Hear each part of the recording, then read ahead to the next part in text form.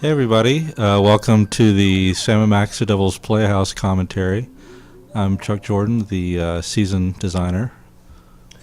I'm Andy Hartzell. Was one of the designers on the season. I'm Dennis Lennart. I was lead cinematic artist on the season. And this is our opening cutscene. I have to call out, I was really unsure about the narrator. We knew we wanted one for the season to call in the whole Plan 9 from Outer Space and Twilight Zone feel to it. But I was never quite sure if it was going to work out until I heard Kid Beyond do the voice track for it, and he just nailed it from the beginning. So this opening cutscene worked on for a while. Went through lots of revisions, but I think it ended up being pretty actiony, which is good. I think a lot of it too was just written right into Chuck's design notes from the beginning of seeing the ship floating through space and then cutting to Skunk Ape's eye pulling out. Crazy intensity. Yeah, I think I've seen shuttle launches that had less revision and redo than that opening scene, but it was good to put all the attention in here because we did want to make it clear that this was the beginning. This was a good jumping on point for Sam and Max, but also keep it appropriately weird, because the whole thing with Sam and Max is that you just jump into weird situations with them. And it was also a good chance to show off how far we've come cinematically since the first two seasons, and just show off all of the just all of the great acting and cinematography. But, my friends, this story is different. Yeah, there was some resistance to this narrator, wasn't it? It was kind of a little bit of a tough sell, like the boring old English guy. Some people thought a boring old English guy was not something that the kids would take to, but they did. Yeah, throughout the whole season, I got a lot of pushback whenever I wanted to do a lot more with the narrator because he's just staying there talking. It's hard to make his scenes interesting. But actually, one of the influences for the season was there was this 70s horror movie called The Beast Must Die that starts. He doesn't have an on-screen narrator, but it does start with this narration, and he promises that right before the end of the movie, he's going to let you come on and guess who the werewolf is. And it was just such a great way to set the tone that I really wanted to make sure we had the narrator throughout. Ooh, I wanted to point out that this little bit here, I just know it's a quick little thing, but Nick, who was directing the first episode, really fought for that little moment there. So the moment where where it comes out, we go into his head, out. and it sort of spins out. Yeah, and this whole first section is just full of little moments like that. I mean, we knew pretty much from the start basically what was going to go on here, but there were just so many different versions of how exactly to sell it, and it was amazing to see one version to the next, the same basic stuff happening, but it just flowed so much better and made so much more sense. Using the rhinoplasty. The whole thing with the introduction was, again, we wanted to have a jumping point and start off with a very easy puzzle, but kind of introduce the characters with a lot of noise and fury going on. Now, our brain there was famously recast. The brain that you see before you is not the original brain, but he's Careful with that trigger finger, Sam. different personality. Yeah, we brought Kid Beyond in again, and he just nailed it.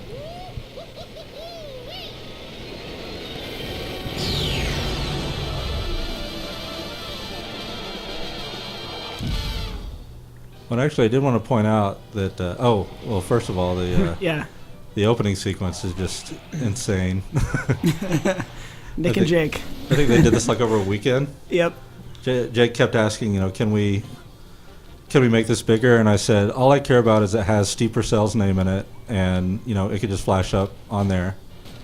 And he's like, well, can I do more? And I was like, sure, whatever. And for Jake, usually that means we'll have a really, really nice composited something. And then he showed it to me, and I was like, wait, that's not done in the engine. You did all that in After Effects or something.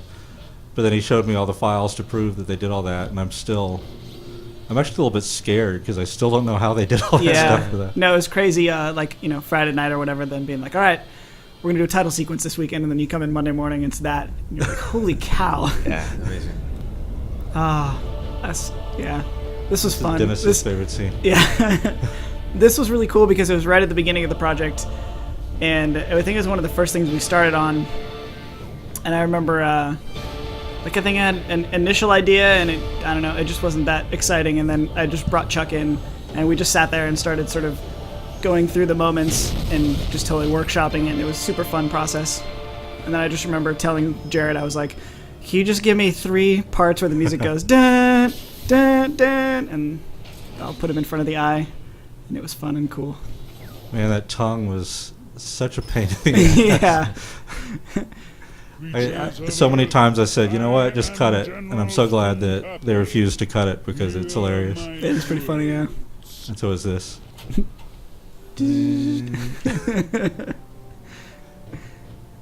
Yeah, Dennis came up with a seeing Skunk Ape silhouetted in the spaceship eye, all on his own, and it really does sell the whole thing. I just said, kind of make it look like a cross between V and Zardoz. Yeah. What could it all mean? One of which I had never seen, which was Zardoz. And the other one, which I hadn't seen for like 15 years. You seem a bit confused. That's what YouTube is for. Yeah, there's a lot of... you have to do a lot of YouTubing when your director is just saying stuff like, you know, kind of make it look like Plan 9 plus V. Our story begins 25 minutes. So here we have a flashback within a flashback. But I did want to... Jake still insists that this whole bit doesn't make temporal sense, but it does because the opening shot of the ship flying through space is actually while Max is having his first vision. Fun fact. It's an IMDb I just thing want to right prove there. that we are thinking about this stuff. I'm sure there's theories on the forum somewhere.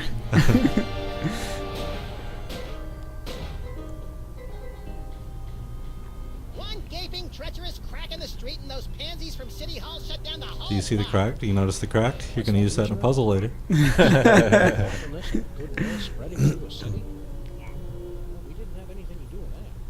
Yeah, I remember this. At first it didn't seem like a lot, but this opening bit with the flashback, I think it was originally all on me, and I just halfway through doing the first part with Skunk Ape and the ship eye, I was just like, there's no way I'm ever going to get this done. So Nick hopped in and did this half, which I think worked out really well. It's pretty awesome. The brain is Yeah, we just kept adding more and more to this cutscene. Yeah. Because again, it's always that, you know, keep it Sam and Max weird, but then also make sure that if you're not explaining everything, you're at least making people feel comfortable that stuff isn't getting explained. Something about a spaceship. Yeah, it's funny how many revisions that went through and how many conversations there were about that. And in the end, it just seems really natural. It Yeah. just kind of works. Yeah, I think if you tried to draw a graph of all the different timelines going on at the beginning of this game, you'd be it'd look more confusing than it really is. Yeah. That's Favorite from line? the office favorite print line. that we used to sell, the Sam and Max painting that Steve did. Get out of here! It's Sam and Max. Great screenshot. Hiya, Harry. We were looking for Mama. Yeah, I love the Do not be afraid. I love the way Bosco Tech Mama turned out. Bosco has passed on to the other Everything from the world. set design to I shall attempt the to music. establish a link to The usual thing with the music with Jared is like I'll tell him something weird like, you know, combine the line of Space Mountain with, you know, mariachis. And this one it's a little bit like Haunted Mansion plus Space 1999. And then you get a music track from him and it's like, you know, that's more like what I imagined than what I was imagining. Yeah, I gotta agree on that one. It's super scary getting stuff back from him, especially when you have, like you're saying, it's like sometimes it's just a random thought. It's kind of like, we're like, imagine, you know, you got in a car accident and then you got covered by a truck of mashed potatoes. And he'll come back with something that you're like, wow, that actually does somehow sound like that. This was a tricky set to set up because This thing does science so hard. You see, I've never seen oh, this is Nick's favorite this. cutscene. I think. Check this out. And then, boom, more science. Oh man, I was so angry. I remember reading that in the script because I think I was the first person to go through when I was doing estimates or something, and I remember looking through and seeing that line and going like, I'm giving myself that environment so I can make that, and then somehow I forgot about it, and then 2 weeks later I watched Nick doing it one day, and I was like, no, did you get that one? Yeah, Nick loves the Sam doing the surfer hand. I'm surprised they didn't make the Boom More Science T-shirts. Yeah. Listen carefully. Do not trust General Skunkafe. He is. Brain. He is. Oh, something's happening. Toys detected. Toys detected. What are you doing, Brain? Overkill with Dutch tilts and the Zolly effect. But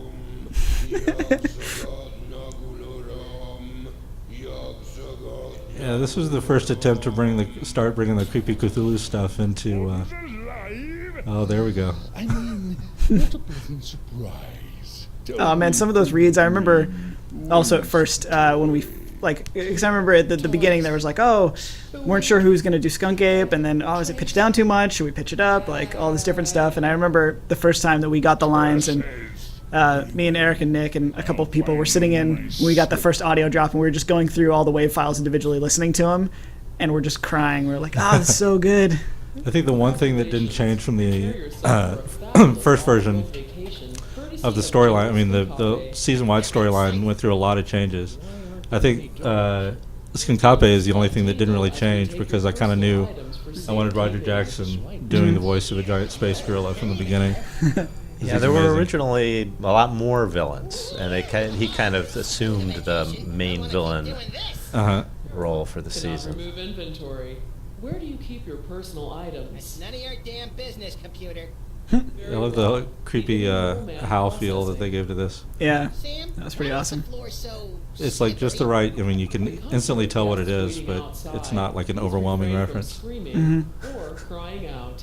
You smell I hadn't noticed in my skating before. Sam, why haven't we ever seen any mole people come out of here? Enjoy the rest of your I really dig the effects on this part too. Scro and Peretta Yeah. did pretty awesome. I'm just gonna refer to everyone by their last names: Michael Peretta and John Scro. You can think of a way out of this death trap, little buddy. The phone. Oh, here's this one. Oh man. This was actually Steve Purcell's idea that I liked the most. That I wanted to. I said, no matter what else, this has to go in the episode.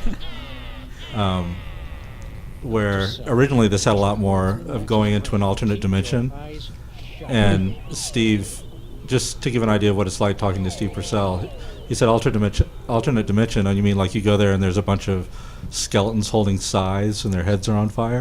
Like, yeah, pretty much that's it. That's awesome. And so that plus the whole Night Gallery influence. Wanted to make sure we referenced a lot of stuff that the target audience was too young to understand, but Night Gallery was indeed a show that was on in the 70s. And the actually there was one specific episode of that with a haunted Cthulhu chest that basically inspired the whole season. You guys really shouldn't be literate. Oldest trick in the book. Right. See, one of my favorite gags in the whole episode is that there are actually pawns in the pawn shop. That showed you my level of humor maturity. It's those things that make Sam Max Sam Max. Although Everything's probably the title of this episode should give you the idea of my comedic maturity. Yes. What was our plan B again? I believe you plan to turn on Yeah, the this was stabilizer, yes? just a little bit about like the original version of this. Obviously, the influences are the Twilight Zone, and then also, of course, the Phantom Zone from Superman, and also a dick joke. And, I did want to say this. Can you believe that guy? After we got the whole time, design end for the penal zone, so to speak. I really wish that we had more puzzles in here, because originally you weren't going to see them at all. And then I said, well, we can just put them in a void or something. And then I told Mai, well, just look at old, references from Flash Gordon, and we'll see if we can do anything. Just, in the comics it was purple, and that was basically the extent of the direction I gave, which was it should be purple and look kind of like Flash Gordon. And then she delivered this environment just like in a day. And then it said, you mean like this? And I was like, yeah, that's the most amazing thing. I remember, doing all that stuff and just being so bummed that the environment was rad and you didn't do a whole lot in there. Because I know it was originally planned to just be a quick thing. Yeah, so from now on, see the environment first, and then design puzzles in it. And the chase sequence. The chase sequence was caused no end of nightmares for Eric Parsons and Dennis and Nick. Yeah, I think it went through, and Daniel worked on it for a time. I think this was like the one thing that was sort of always being worked on in the background. I'm happy with how it came up, though. I think it's a lot more cool. action-oriented. And it does actually have a little bit of that Children of Men feel that y'all were talking about, having the shaky cam following you around. Mole Men cultists. Amazing. Intruders! They've come to defile the toy box! Kill them! No, wait, brother. Look! That's Kid Beyond and William Caston again, the voice of the narrator and Max. 32. Excuse me. I'm pretty sure you mean tablet 6 verse 24. Heretic! Looks like another in a long line of wacky Wow, cults. they're Star Wars nerds. We should start charging royalties. You try and entertain the other wingnuts while I find a way to power this thing up. Stinky. Hey, Brain, can you give us a hand here? Maybe cause a subtle yet stylish distraction? I grow weak, jabbing Yeah, this time, one, and the my time in this war is the going to a brain slowly starting to lose it. I think it was played up a lot more before. But it ended up that once you got back on the ship, you didn't really spend a lot of time wandering around. And so you really just have like a little dialogue with him. Could you hurry it up, please? I hope it still came across that he's basically just used himself up trying to power the ship. Emergency. Is that what it is? Failure. Yeah. Plus, I think that broth is starting to go bad. Moment of triumph.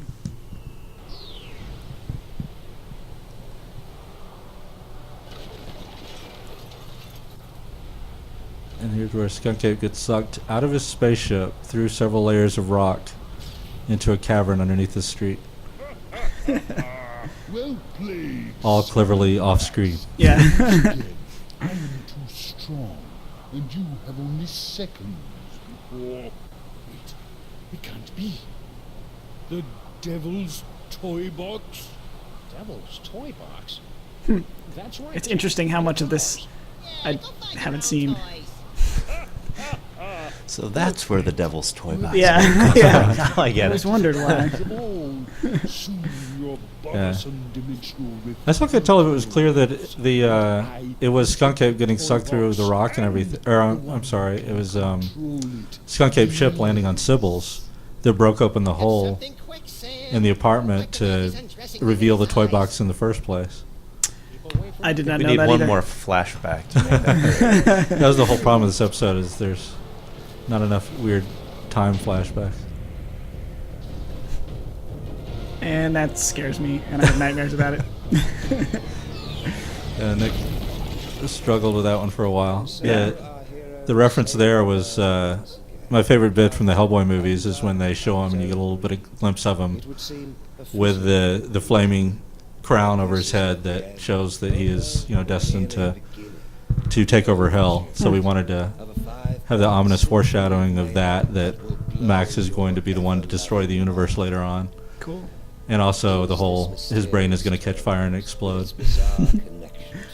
I think they're referenced again in 305. Truly defeated? Will Sam ever find true love? Will Max Yeah. be able to control his Sorry to anyone who's still expecting Sam to find true love. visions? He doesn't this season. He did somewhere between episode 4 and episode 5, but Right. it didn't work out. To answer all these questions. It was true but brief. But for now, I leave you with this chilling. Did people? Another Haunted Mansion reference. Yeah. Did people, I forget, on the forums, like, suspect that the narrator was, There goes our security like, the deposit. ultimate villain? Yeah, oh yeah, they knew. Yes. Yeah. That we kind of expected that it was Yeah. going to go, but they wouldn't know exactly what he was. Looking at.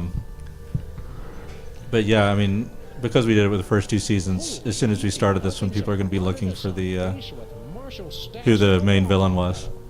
But So I have we did a our question. best to misdirect them. Oh yeah. Yeah. When you come up with the crazy long lines, Mhm. is it just like whatever the first things come to your head? Is there like a process for those? No, Because I it's know just they're a- sort of a big Sam Max thing. It's a little bit around. They're all based on the original, which was the Holy Jumping Mother of God, in a sidecar with chocolate jimmies and a lobster bib. Fair enough. All right, so that's it for 301. It looks like, and we'll see you for the other ones.